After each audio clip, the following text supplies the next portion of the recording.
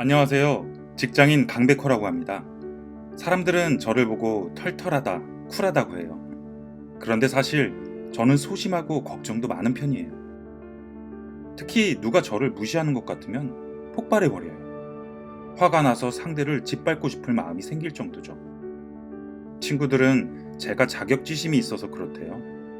사실 제가 학벌이 좋은 편이 아니라 이게 콤플렉스긴 한데 그것 때문일까요? 21년 차 아들러 심리상담 전문가는 백호 씨에게 이렇게 조언합니다. 모욕이나 무시를 당했을 때 화가 나는 것은 당연합니다. 하지만 상대방이 그럴 의도가 없었는데도 매번 과잉 반응을 한다면 문제가 있습니다. 스스로는 의식하지 못하는 열등감이 마음 한편에 자리하고 있을지도 모르죠. 심리학자 아들러는 이렇게 말했습니다. 인간은 누구나 완전하지 않은 존재로 태어났으며 열등한 상태에서 벗어나려는 욕구를 가지고 있다. 우리는 모두 열등감을 가지고 있습니다. 열등감이란 내게 모자람을 느끼는 상태입니다. 그런데 누군가는 열등감을 원동력으로 성장하는 반면 누군가는 열등감 때문에 분노하고 좌절합니다. 왜 열등감의 표출이 사람마다 다른 것일까요? 그것은 우리가 종종 열등감과 열등 콤플렉스를 착각하기 때문입니다. 백호 씨의 학력을 예로 들어보겠습니다. 학력이 낮으니 남보다 노력해야지 라고 생각한다면 열등감이 바람직한 형태로 발현된 경우입니다. 하지만 학벌 때문에 무시당하는 거야 라고 생각한다면 이것은 열등 콤플렉스입니다. 승진 시험에서 떨어진 것도 당연히 학벌 때문이겠지. 열등 콤플렉스가 있는 사람들은 열등감을 핑계로 부정적 결과를 합리화하려 합니다. 물론 학력이 낮은 것은 객관적 사실입니다. 하지만 학력 때문에 무시당한다는 것은 주관적 해석이죠.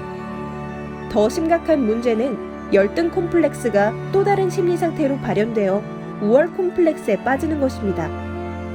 마치 자신이 잘난 것처럼 자기 암시를 하는 겁니다. 백호 씨의 경우 진정한 나는 우월한데 학력에 가려진 것이라고 스스로를 속이는 거죠. 사실은 스스로 못났다는 생각이 너무 강해서 남들보다 뛰어나야 한다는 압박을 느끼고 필요 이상으로 권력을 추구하는 것입니다. 내가 높은 사람을 아는데 라고 허세를 부리거나 사장 나오라 그래 라고 호통치는 사람들이 이런 케이스입니다.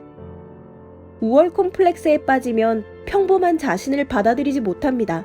엄청나게 조급해하며 남들보다 높은 목표를 세우고 자기 위치를 확보하기 위해 투쟁합니다.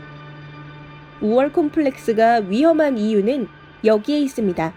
더 나은 존재가 되기 위해 노력하기보다는 자신을 포장하는 데 급급해지기 때문입니다.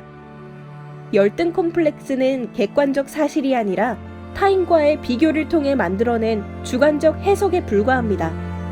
사실 타인은 그렇게 나에게 관심이 없습니다. 어쩌면 타인이 나를 무시한다는 생각조차 지나친 자의식일지도 모릅니다. 지나친 자의식에서 벗어나세요. 그리고 열등감을 발판 삼아 더 나은 내가 되도록 노력하세요. 우리는 모두 열등한 상태에 있지만 계속 더 나아지고 있습니다.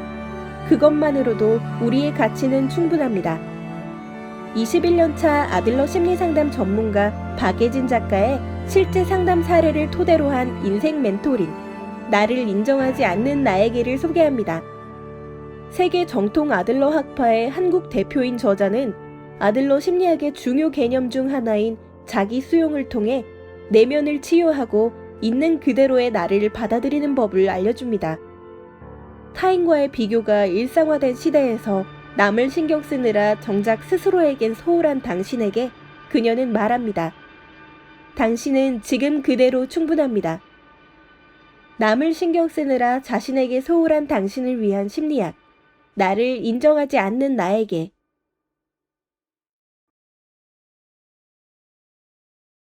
이 콘텐츠가 도움이 되었다면 구독과 좋아요를 눌러주세요.